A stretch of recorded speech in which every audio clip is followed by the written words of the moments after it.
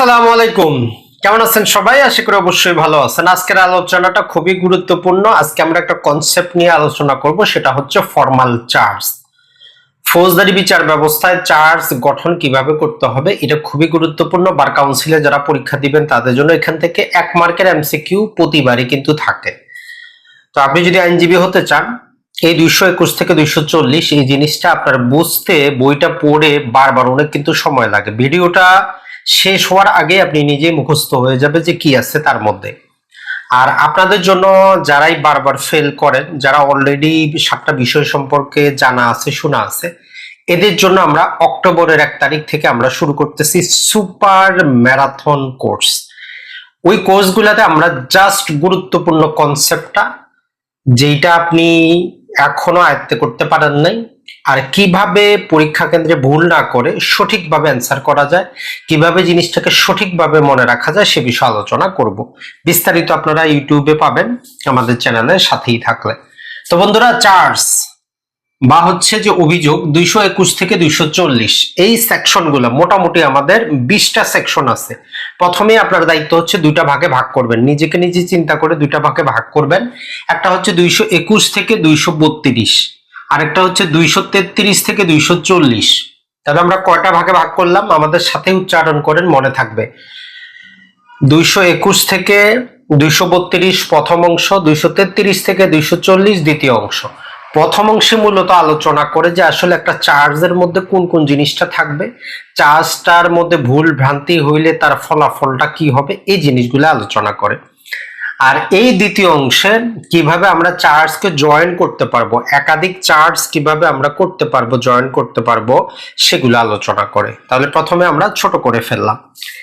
এখন এই যে 221 থেকে আমাদের 232 আসছে, এখানে জাস্ট আমাদের পরীক্ষার জন্য এমসিকিউ হিসেবে 3টা সেকশন যথেষ্ট, আর কিছুই নেই।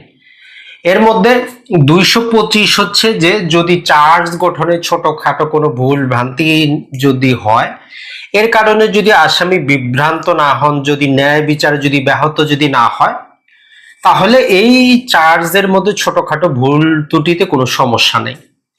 এরপরে জাস্ট 227 নাম্বারটা পড়বেন, ত্রিভুজ প্রেমের কাহিনীর মতো। এর মূল কাহিনীটা হচ্ছে রায় ঘোষণার পূর্ব পর্যন্ত বিচারক এট এনি টাইম চার্জকে পরিবর্তন করতে পারে, যুক্ত করতে পারে। এখন বাকি যে ধারাগুলো আছে ওগুলো আপনার দরকার নাই। যে চার্জ পরিবর্তিত হইলে কি হবে, সাক্ষীদেরকে ডাকা যাবে, যদি সেখানে সরকারের অনুমোদন লাগে, মামলা স্থগিত থাকবে, অনুমোদন আসবে, তারপরে হবে, তো আমাদের কাজের না। এরপরে 232 গুরুত্বপূর্ণ, এখানে বলতেছে যদি ম্যাটেরিয়াল ইরো ঘটে, খুবই গুরুত্বপূর্ণ। যদি অনেক বড় সড় ভুল ভ্রান্তি হয়, যখন আপিল আদালত, রিভিশন আদালত বা রেফারেন্সের ক্ষেত্রে গিয়ে কনফার্মেশনের জন্য, তখন যদি আদালত যদি দেখে যে এখানে চার্জটাই গঠন করা হয় নাই বা চার্জ গঠনে ভুল হয়েছে, চার্জের অনুপস্থিতির কারণে আসামি তার ডিফেন্সটা নিতে পারে নাই, তাহলে উনি দুইটা কাজ করতে পারবেন। একটা কাজ হচ্ছে যে চার্জটা যে দণ্ড দেওয়া হয়েছে সেটাকে বাতিল করে দিতে পারবেন, অথবা নতুন করে বিচারের আদেশ দিবেন। তাহলে এই 3টা সেকশন আমরা ত্রিভুজ আকারে মনে রাখবো। 225 ছোটখাটো ভুল হইলে কোনো সমস্যা নাই, 227 রায় ঘোষণার পর্যন্ত পরিবর্তন করা যায়।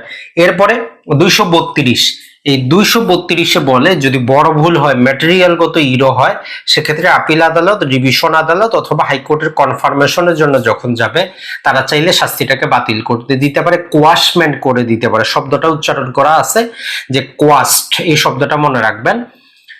এখন আসি যে 3টা জিনিস আমরা পড়লাম, আমরা প্রথম থেকে 221, 222, 223, এটা কিছুই নেই। তারপর একটু জানতে পারেন এটা কি। এটা যদি আমরা বলি, এই যে 221-এ জাস্ট বলে এই চার্জের মধ্যে কোন আইনের কোন ধারায় কোন উপধারায় কি অপরাধ আসামি করেছে এটা ইনক্লুড করা থাকবে। যেমন ধরেন যে কেউ যদি চুরি করে, তো সেখানে যে পেনাল কোড 1860 এর ধারা 379 মোতাবেক, তার মানে নির্দিষ্ট ধারা উপধারা সবকিছু এখানে ইনক্লুড করা থাকবে, এবং আসামিকে যদি অধিকতর শাস্তি দেওয়ার বিধান থাকে সেটাও চার্জে অন্তর্ভুক্ত থাকবে। এরপরে এই 222 যেটা বলে ওই চার্জের মধ্যে অপরাধটা উনি কোন সময়, কত তারিখে, কোন দিনে করেছেন, একদম স্পেসিফিক। ফৌজদারি মামলায় দেখবেন থানায় এফআইআর দায়ের হইলো কত সময়, কয়টার দিকে, কত তারিখে, থানা থেকে কোন দিকে, এইরকম। তার মানে ডেট, টাইম, প্লেস, তিনটা জিনিসে থাকবে, এমনকি প্লেসের জায়গায় ব্যক্তিও হইতে পারে। তাহলে একটা কি থাকবে, ডেট কত তারিখে, একটা হচ্ছে টাইম কতটার সময়, আর একটা হচ্ছে ব্যক্তি বা পার্সনও হইতে পারে বা ম্যাটেরিয়াল বা বস্তুও হইতে পারে। তাহলে এই জিনিসটা থাকবে। এরপরেও যদি আসামি যদি না বুঝে, তাহলে 223-এ বলতেছে যে উনি কিভাবে কাজটা করেছেন, মানে প্রতারণাটা, জালিয়াতিটা উনি কোন আকৃতি প্রকৃতিতে করেছেন, এইটা বলে তাকে বুঝাইতে হবে যে এইটার আপনার বিচার হচ্ছে। তাহলে দেখেন এই যে 221 থেকে 232 শুধু তিনটা সেকশন পড়বেন, ত্রিভুজ একটা আঁকবেন, আঁকে এটা মনে রাখবেন। ছোটখাটো ভুল সমস্যা নাই, যে কোনো সময় পরিবর্তন করা যায়, বড় ভুল বিচার বাতিল, এভাবে। এখন আসি 233 থেকে 240, খুবই খুবই গুরুত্বপূর্ণ, একদম আপনি ডবল মার্ক দিয়ে রাখেন। এইটার মধ্যে বলে যে একজন আসামি একটা অপরাধ করতে গেলে একসাথে অনেক অপরাধ করতে পারে, সবগুলা চার্জকে আমরা একসাথে করতে পারবো কিনা, জয়েন্ডার অফ চার্জ। তো সর্বপ্রথমে 233 আমাদেরকে যে কথাটা বলে সেটা হচ্ছে যে প্রতিটা অপরাধী পৃথক, তাই পৃথক পৃথক চার্জ গঠন করব, সবার পৃথক পৃথক বিচার করব। তাহলে জেনারেল নিয়ম কি, পৃথক পৃথক চার্জ, পৃথক পৃথক তার বিচার। এই সেকশনটার যদি আমরা বলি মোটামুটি 4টা ব্যতিক্রম আছে। তো প্রথমে আমরা দুইটা ভাগে ভাগ করে নিব, সেটা হচ্ছে যে ব্যতিক্রমগুলা আমরা কি করতে পারবো, একই ব্যক্তির বিরুদ্ধে, মানে আপনি একজন ব্যক্তি, আপনার ক্ষেত্রে যদি একাধিক চার্জ থাকে কোন কোন ক্ষেত্রে আমরা নিতে পারবো। সর্বপ্রথমে আমাদের চলে আসবে এই যে 234 বলে আপনি যদি পেনাল কোডের অধীনে একই রকম শাস্তি, একই ধারায় শাস্তি হয়, ওই অপরাধটা করা বা করার চেষ্টা করা, এই রকম অপরাধ যদি আপনি 12 মাসের মধ্যে যতগুলা করবেন তার কাছ থেকে সর্বোচ্চ 3টাকে একসাথে চার্জ গঠন করা যাবে। ধরলাম যে আপনি ধরে নেন আপনি একজন অপরাধী, আপনি ধরেন যে রহিমের বাসায়, করিমের বাসায়, আপনার গ্রামে যে 10 জন ব্যক্তি আছে, এক বছরে 10 জন ব্যক্তির বাসায় চুরি করলেন, তাহলে সর্বোচ্চ 3 জন ব্যক্তির বাসায় চুরিটাকে একসাথে আমরা নিয়ে আসে তার বিচারটা করতে পারবো। তাহলে 12 মাস আর সর্বোচ্চ 3টা অপরাধ, এটা মনে রাখবেন। অপরাধগুলা নির্দিষ্ট একজন ব্যক্তির বিরুদ্ধে হইতে পারে, ভিন্ন ব্যক্তির বিরুদ্ধেও হইতে পারে। Concept clear? তাহলে 1 বছর মানে 12 মাসের মধ্যে সর্বোচ্চ একই প্রকারে যতগুলো অপরাধ করবে তার মধ্য থেকে ম্যাক্সিমাম 3টাকে 1 চার্জের মধ্যে এনে একসাথে ট্রায়াল করা যাবে। এরপরে চলে আসি 235। এইটা 3টা যদি আমরা বলি, 3টা মোটামুটি সাবসেকশনে বিভক্ত। কয়টা? 3টা। নাম্বার 1 যদি আমরা বলি সেটা হচ্ছে যদি আপনি একটা অপরাধ করতে গিয়ে, মানে একটা অপরাধের কাজের অংশ হিসেবে আপনি একাধিক অপরাধ করে ফেলছেন। আপনি গেছিলেন চুরি করতে, আপনি সেখানে আগুন ধরিয়ে দিয়েছেন, তাহলে চুরি, আগুন। আপনি আঘাত করেছেন, আপনি সেখানে মহিলা পেয়ে ধর্ষণও করেছেন, 4টা অপরাধ করে ফেলছেন, করতে গেছিলেন একটা। তাহলে এই যে আপনি 4টা অপরাধ করলেন, 4টাকে একসাথে চার্জ গঠন করে একসাথে বিচার করা যাবে। এরপরে যদি বলি, যদি কোনো অপরাধ কি হয়, পেনাল কোডের একাধিক ধারার মধ্যে পড়ে, আপনি যে অপরাধটা করেছেন এটা যদি একাধিক ধারার মধ্যে পড়ে, তাহলে ওই উভয়টাকে কি করা যাবে, একসাথে চার্জ গঠন করে বিচার করা যাবে। সর্বশেষ আরো একটা আমাদের দেওয়া আছে, 3টা জিনিস খুবই গুরুত্বপূর্ণ, এটা ছেলেমেয়েরা অনেকে কিন্তু ভুল করে। তাহলে প্রথমটা ছিল আমাদের কি, যদি আপনি একই কার্যধারায় একাধিক অপরাধ করেন সবগুলোকে বিচার করা যাবে। 2 নম্বর হচ্ছে একাধিক যদি আপনার ধারায় যদি আপনার হয় সেক্ষেত্রে আমাদের, আপনি যে অপরাধটা করেছেন সেই অপরাধটার প্রতিটা অংশই অপরাধ, আবার এদেরকে যদি আমরা মিলিত করি নতুন একটা অপরাধ, তাহলে কি হচ্ছে যে আপনি ধরেন যে একটা, 2টা, 3টা কাজ করেছেন, 3টাই অপরাধ, আবার এদেরকে মিলিত করলে ভিন্ন অপরাধ। যেমন ধরেন যে আপনি ডাকাতি করতে গেছেন, একটা অপরাধ, কাউকে আঘাত করছেন, ডাকাতি করতে গিয়ে আঘাত করছেন, আরেকটা অপরাধ। এখন আপনি আঘাত করার পরে সে মারা গেল, তার মানে ডাকাতি করতে গেলে আপনি কি করলেন, হত্যা করলেন। এই সমস্ত অপরাধগুলোকে একসাথে চার্জ গঠন করে বিচার করা যাবে। তাহলে এই 235টা আমাদের জন্য খুবই গুরুত্বপূর্ণ। আবারও আমরা স্মরণ করে দিই, এখানে 3টা কথা বলে আপনি একটা অপরাধ করতে গিয়ে যতগুলো অপরাধ করবেন সবগুলো একসাথে চার্জ গঠন করে বিচার করা যাবে। যদি কোনো অপরাধ একাধিক ডেফিনেশনের মধ্যে পড়ে তাহলে 2টারও আপনার একসাথে চার্জ গঠন করা যাবে। আর যদি আপনার প্রতিটা অংশই অপরাধ হয় এবং এইটাদেরকে মিলাইলে ভিন্ন অপরাধ হয়, উভয়টারে একসাথে চার্জ ফ্রেম করে বিচার করা যাবে। এরপরে 236-এ চলে আসি, যদি ডাউট ফিল হয়, যেমন আপনি এমন একটা অপরাধ করেছেন, এটাকে চুরি বলবো না বিশ্বাসভঙ্গ বলবো, কনফিউশনে আছি। তো তখন বিচারক চাইলে কি বলতে পারে যে চুরি অথবা বিশ্বাসভঙ্গ এইরকম, অথবা বলতে পারে চুরি এবং বিশ্বাসভঙ্গ, মানে দুইটাই হয়, অথবা বিকল্প হিসাবে অথবা উভয়টারই চার্জ ফ্রেম করে বিচার করা যেতে পারে। আর 237 বলে 236-এর মতো করে যদি আমরা চার্জ গঠন করি, যদি কোনো একটা অপরাধ প্রমাণিত হয়, যদি তার আমরা চার্জ ফ্রেমও না করি, তার বিচার করা যাবে, শাস্তি দেওয়া যাবে। এরপরে আমাদের জন্য গুরুত্বপূর্ণ যেটা হচ্ছে যে সেটা হচ্ছে আমাদের 239। এইখানে বলে যে এখন একাধিক ব্যক্তিকে আমরা একই সাথে চার্জ গঠন করে একই সাথে বিচার করব। এখানে ছিল এক ব্যক্তির বিরুদ্ধে এত চার্জ, এখন হচ্ছে একাধিক ব্যক্তিকে। তো এই একাধিক ব্যক্তির ক্ষেত্রে 7 ধরনের বিভিন্ন প্রকার অপরাধের ব্যক্তিকে আমরা একসাথে নিয়ে আসে কি করতে পারবো, বিচার করতে পারবো।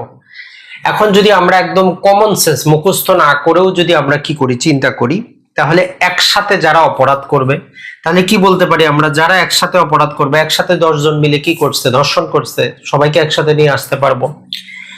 2 নম্বরে যদি আমরা বলি, 2 নম্বরে আমরা কাদেরকে নিয়ে আসতে পারবো, অপরাধকারী, অপরাধে অপসহায়তাকারী, অপরাধে চেষ্টাকারী, এই 3 ধরনের ব্যক্তিকে আমরা নিয়ে আসতে পারবো।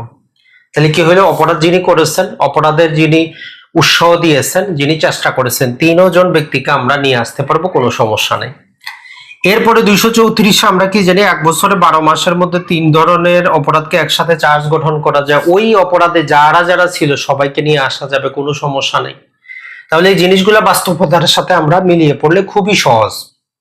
এটা ছাড়া যেমন ধরেন যে আমরা সেখানে চুরি রিলেটেড মামলাগুলা পাবো, এই যে আমাদের পেনাল কোডে 411 এবং 414 চোরাই মাল রিলেটেড যারা যারা জড়িত থাকবে। এটা ছাড়া আমাদের পেনাল কোডে 12 নম্বর এবং 17 নম্বরের ক্ষেত্রে যে ধাতব মুদ্রা এবং স্টাম্প জালের ক্ষেত্রে যারা জড়িত থাকবে, যারা যন্ত্রপাতি পাওয়া যাবে, যাদের কাছে পাওয়া যাবে, যারা তৈরি করবে, যারা বিক্রি করবে, সবাইকে একসাথে নিয়ে আসে কি করা যাবে, বিচার করা যাবে।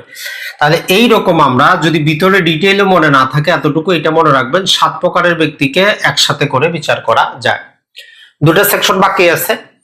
38 জেনারেল লাইনে 2টা কথা বলে। মূল কথাটা হচ্ছে, যদি আমরা একটা মামলা একটা চার্জ ফ্রেম করি আর তথ্য প্রমাণে আরেকটা যদি অপরাধ প্রমাণিত হয়, তার শাস্তি দেওয়া যাবে, কোনো সমস্যা নেই। তবে এখানে প্রথমে যে জিনিসটা বলে সেটা হচ্ছে, যদি একটা অপরাধ একাধিক খণ্ডে বিভক্ত হয়, 1, 2, 3 খণ্ডে বিভক্ত হয়, ধরলাম যে আমরা কি করলাম, 1 অংশ আমরা প্রমাণ করলাম, 2 আর 3 প্রমাণ করতে পারলাম না। এখন এই প্রথম অংশ একটা অপরাধ, যেমন ধরেন যে ধর্ষণ মামলা, প্রমাণ হইল জাস্ট তাকে শ্লীলতাহানি করছে, তাহলে তার শাস্তি দেওয়া যাবে। আরেকটা হচ্ছে যে আমরা কি করলাম, এর জন্য চার্জ গঠন করলাম একটা, কিন্তু মামলায় তথ্য প্রমাণে এইটা যেই প্রকৃতির অপরাধ তার চাইতে একটু লঘু অপরাধ প্রমাণিত হইল, তার শাস্তি দেওয়া যাবে, কোনো সমস্যা নাই। সর্বশেষ 240, যদি রাষ্ট্রপক্ষ অথবা অভিযোগকারী কি করতে পারে, যদি কোনো ব্যক্তি একটা চার্জে অভিযুক্ত হয়, তাহলে বাকি চার্জগুলো উইথড্র করতে পারে অথবা বিচারক স্থগিত করতে পারে। এই উইথড্রর ফলাফলটা হবে খালাস, মানে অ্যাকুইটাল। তো এইভাবে আপনি যদি একবার নিজে চিন্তা করেন, খুবই সহজ, এখানে কঠিন কিছুই নেই। আরেকবার মাথার মধ্যে চিন্তা করেন যে চার্জ রিলেটেড ঘটনা উল্লেখ করা আছে 221 থেকে 240। প্রথমে আমরা 2টা ভাগে ভাগ করে নিব, 221 থেকে 232। চার্জটা কেমন হবে, কিভাবে হবে, ভুল ভ্রান্তি হলে কি হবে, এই রিলেটেড কথাবার্তা বলা আছে। এরপরে 233 থেকে 40 জয়েন্ডার অফ চার্জ। এখন এই 221 থেকে 232 মধ্যে মূল আমাদের পড়ার সেকশন হচ্ছে 3টা, 25 ছোটখাটো ভুল, 27 যে কোনো সময় পরিবর্তন, আর 32 হচ্ছে যদি গুরুতর ভুল হয় তাহলে শাস্তিটাই বাতিল হতে পারে। আর এটা ছাড়া ওই যে চার্জটার মধ্যে কোন আইনের কোন ধারায় কিভাবে কখন উনি অপরাধটা করেছেন, এই ডিটেইল গুলা থাকবে। উনি কোন দিন কতটা সময় কিভাবে অপরাধ করেছেন, এই 3টা সেকশন আমরা আলোচনা করেছি, 21, 22, 23, চাইলে একটু পড়ে নিতে পারেন। আর জয়েন্ডার অফ চার্জের ক্ষেত্রে মনে রাখবেন, জেনারেল রুল হচ্ছে পৃথক পৃথক চার্জ ফ্রেম করব, প্রতিটা মামলার পৃথক বিচার করব। 4টা ব্যতিক্রম দেওয়া আছে এই সেকশনে। 4টা ব্যতিক্রমের মধ্যে আমাদের প্রথম 3টা ব্যতিক্রম হচ্ছে যে একই ব্যক্তি যদি একাধিক অপরাধ করে তাদেরকে আমরা নিয়ে আসতে পারবো। প্রথমেই বলে যে 34-এ বলে আমাদের 12 মাসের মধ্যে একই রকমের ম্যাক্সিমাম 3টাকে আনা যাবে। 35-এ আমাদের যে জিনিসটা বলে যে আপনি একটা অপরাধ করতে গেলে যতগুলো অপরাধ করবেন সবগুলা যদি অপরাধটা একাধিক আইনের ধারায় পড়ে তাহলে সবগুলা, যদি আপনার অপরাধটা আরেকটার সাথে মিলাইলে ভিন্ন অপরাধ হয় তাহলে সবগুলার বিচার করা যাবে, একসাথে কোনো সমস্যা নাই। এরপরে 236 আমাদের বলে যদি কোন অপরাধটা হয়েছে ডাউটফুল হয় তাহলে আমরা বিকল্পভাবে চার্জশিট গঠন করতে পারবো। আর 37 বলে যদি এরকম বিকল্পভাবে চার্জশিট গঠন করি, কোনো একটা চার্জ গঠন করা না হইলেও তার বিচার করা যাবে। 238 যেটা আমাদেরকে পড়েছি যে একটা নির্দিষ্ট অপরাধের চার্জ গঠন না করেও বিচার করা যায়। 40 আমরা যদি উইথড্র করে নেই তার ফলাফল হবে খালাস। আর এই 39 হচ্ছে 7 ধরনের ব্যক্তিকে আমরা একসাথে নিয়ে আসতে পারি। যারা একসাথে অপরাধ করেছে এদেরকে আমরা একসাথে নিয়ে আসতে পারবো, কোনো সমস্যা নেই। একসাথে যেহেতু অপরাধ করেছে, অপরাধকারী, প্রচেষ্টাকারী, অপরাধে অপসহায়তাকারী, এদেরকে নিয়ে আসা যাবে। ওই যে 12 মাসের মধ্যে 3টা অপরাধে যারা ছিল সবাইকে নিয়ে আসা যাবে।